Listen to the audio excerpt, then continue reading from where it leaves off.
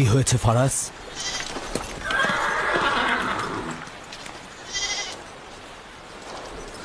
তোমরা ভেড়াগুলোকে নিয়ে আসো।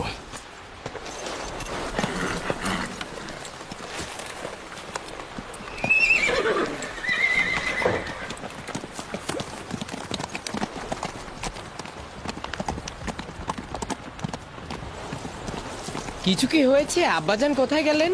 কিছুই না, ভেড়াগুলোকে একত্রিত করো, আমরা ফিরে যাব।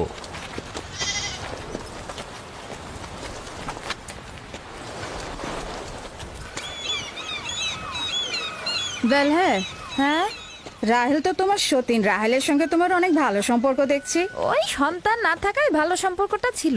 রাহিলের সাথে ভালো সম্পর্ক ছিল, ওই ইয়াকুবের সাথেও ভালো সম্পর্কটা ছিল। আমার সন্তান নেই, তার সন্তান হচ্ছে, ভালো সম্পর্কটা থাকে কি করে? এমন ভাবে বলছো কেন?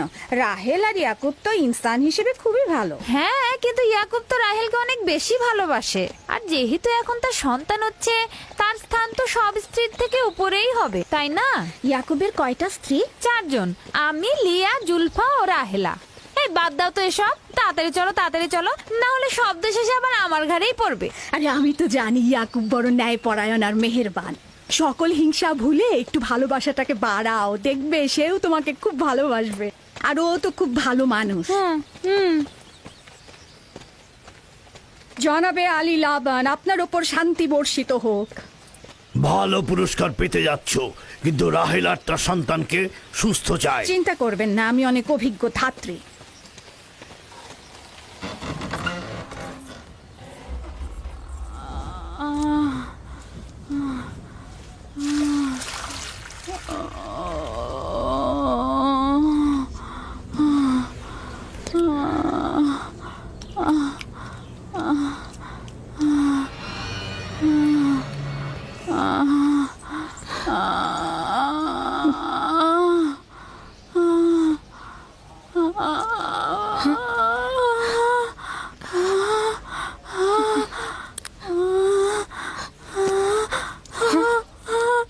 চিন্তা করো না, সব ঠিক হয়ে যাবে, খোদা মহান।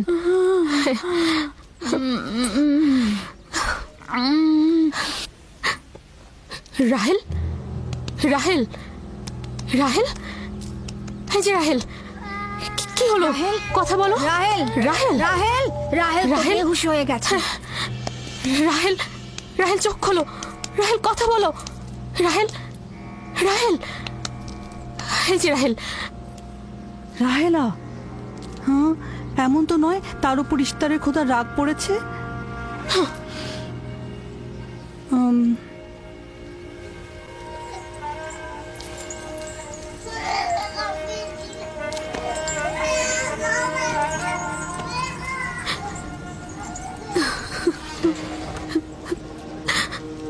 ওকে রাখো।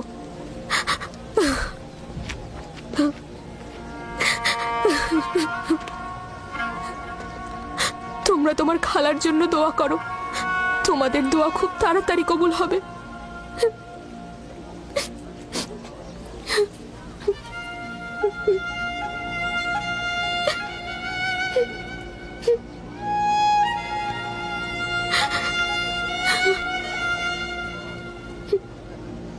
তোমরা কাজ করছো না কেন?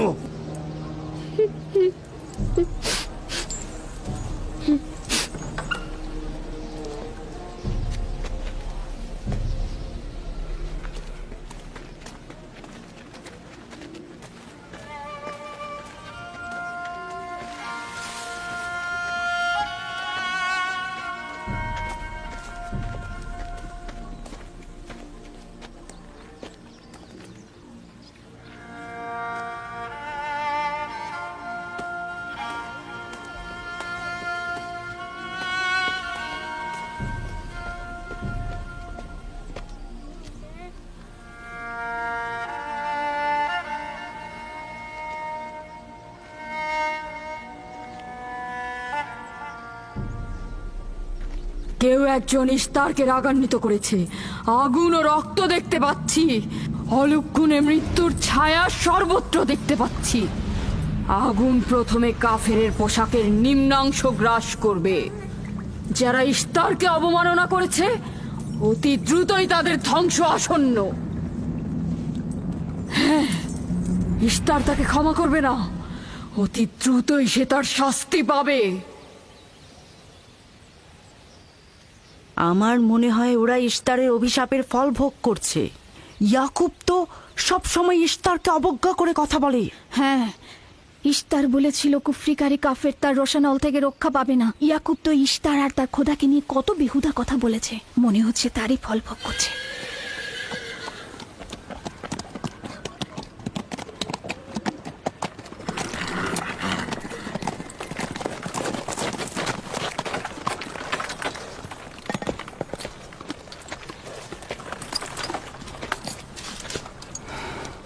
রাহেলের অবস্থা কেমন?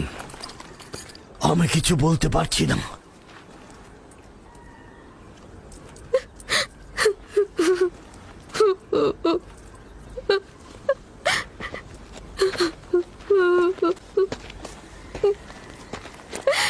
কিছু একটা করুন, রাহেলের অবস্থা খুবই খারাপ। শান্ত হও, খোদার উপর ভরসা রাখো। তিনি যেমন চাইবেন তেমনই হবে, ভরসা রাখো। মানুষজন সব বলা বলি করছে ইস্তারের অভিশাপে আমরা এই বিপদে পড়েছি।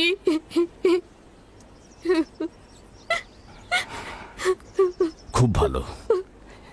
এবার দেখা যাক রাহেল ও তার সন্তানের খোদা সবচাইতে বেশি শক্তিশালী, নাকি ওই ইস্তারে খোদা। খোদা রহম করো। তোমরা রাহেলের দিকে লক্ষ্য রেখো, আমি একটু আসছি। কোথায় যাচ্ছেন? আমাদের এই অবস্থায় ফেলে যাবেন না। শান্ত থাকো, আমার একাকিত্বের প্রয়োজন। তুমি খোদার সঙ্গে যা করার করো, আমি হাত পা গুটিয়ে বসে থাকতে পারবো না। আমি অবশ্যই হেকিমি চিকিৎসার ব্যবস্থা করব। আমি চিকিৎসকের নিকটে যাচ্ছি, প্রকৃত চিকিৎসক।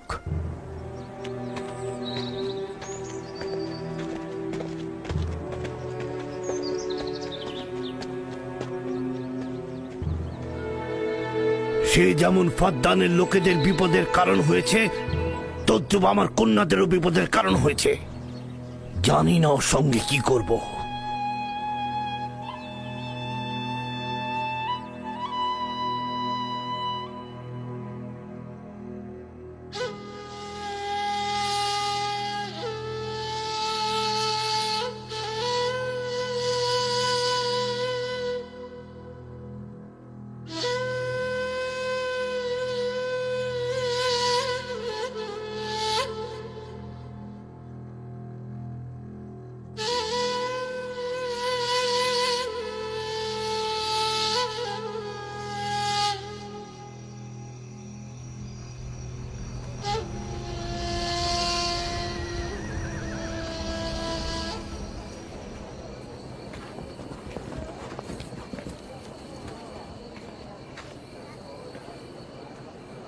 কেন যে ইস্তার মাতাকে ডেকে আনছে না, সে তো সবচেয়ে বড় ধাত্রী।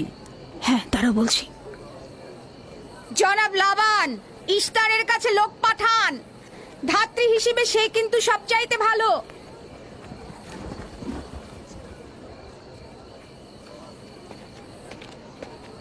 যাও গিয়ে খোঁজ নাও ইস্তার আছে কিনা। যা চাই তাই দেবো। বলবে লাবান বলেছে যদি তার কন্যাকে নাজাত দাও, ইয়াকুবকে ফাদ্দান থেকে বার করে দেবো, আর তার পাপ থেকে ইস্তার মন্দিরকে রক্ষা করবো। যাও।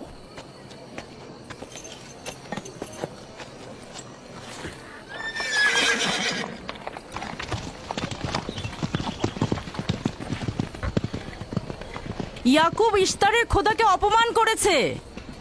ইস্তারকে অপমাননা করার শাস্তি এইরকমই হয়। তোমাদের চেঁচামেচি বন্ধ করো।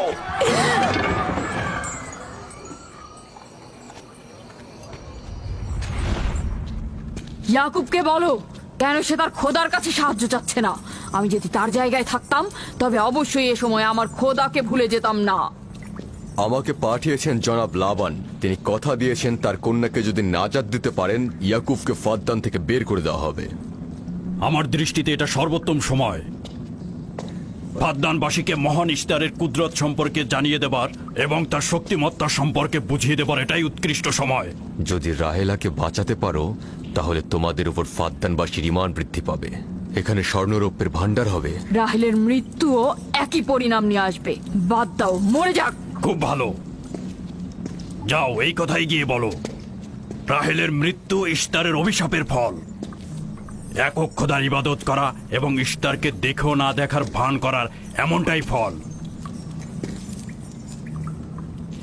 যদি এমনটা হতো, রাহেল ও তার সন্তানের মৃত্যুর পর আকাশ থেকে বৃষ্টি বর্ষিত হচ্ছে।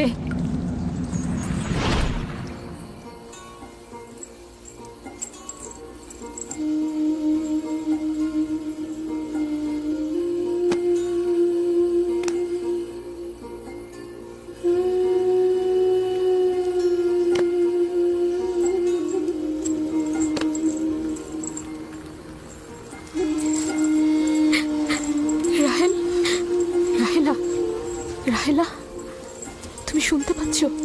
এই যে, রাহেল, কি করছো এসব?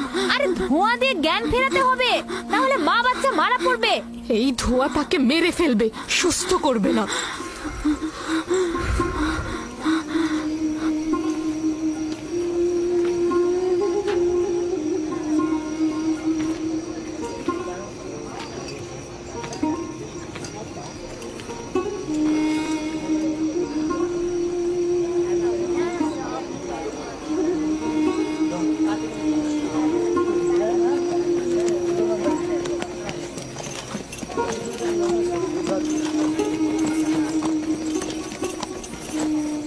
ইশতার মাতে আসছেন।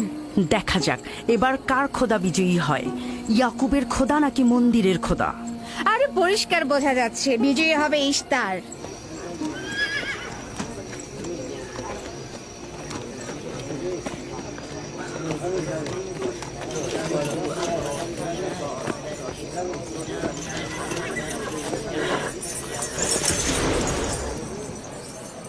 লাবান, আমার কথায় কষ্ট পেয়েছো তাই না? আর ইয়াকুব যে বলল তার খোদা সর্বশক্তিমান, অধিক দয়ালু, তবে তার খোদা কেন এসে তাকে সাহায্য করছে না? রাহেলের জীবন এখন তোমার হাতে, তুমি তাকে সাহায্য করো। আমি কখনোই ভাবিনি যে ইয়াকুব এত দ্রুতই মহান ইশতারের শরণাপন্ন হবে। কত অবাক করা বেহুদা ও কাল্পনিক, মিথ্যা আর বাতিল চিন্তার মধ্যে মগ্ন আছো। এই বাতিল চিন্তার সত্যতা একটু পরেই তুমি উপলব্ধি করবে, যখন তোমার স্ত্রী সন্তান মৃত্যুর মুখে পতিত হবে। জীবন ও মৃত্যু সম্পূর্ণ খোদার হাতে, না ইশতারের পাথরের মূর্তির হাতে। আমি ইশতারকে এখানে আসতে বলেছি। রাহেলের অবস্থা খুবই খারাপ। রাহেলের নিজের খোদা ব্যতীত আর কারো খোদার প্রয়োজন নেই। তুমি বের হয়ে যাও, বের হও। ইয়াকুব, আমি এখানে দাঁড়িয়ে আছি। দাঁড়িয়ে আছো কেন? বের হয়ে যাও। তোমার স্ত্রী সন্তান ধ্বংস হবে। মহান ইশতারের ক্রোধে তোমাদের ধ্বংস অনিবার্য। আমার সহধর্মিনী তোমার দয়ায় আসেনি যে তোমার বদ দয়ায় ধ্বংস হয়ে যাবে। তুমি বের হয়ে যাও। ফাদ্দানের জনগণ, এই লোক নিজের জন্য কোনো রহম নিয়ে আসেনি এবং সে তোমাদেরও কোনো রহম দিতে পারবে না। সে তোমাদের জন্য যেমন দুর্ভিক্ষ নিয়ে আসছে, তেমনি তার স্ত্রী পুত্রের জন্য মৃত্যু ডেকে নিয়ে আসছে। অতি দ্রুতই তোমরা ইশতারের কুদরত দেখতে পাবে। তোমার কারণে আমার কন্যার জীবন যদি বিপন্ন হয়,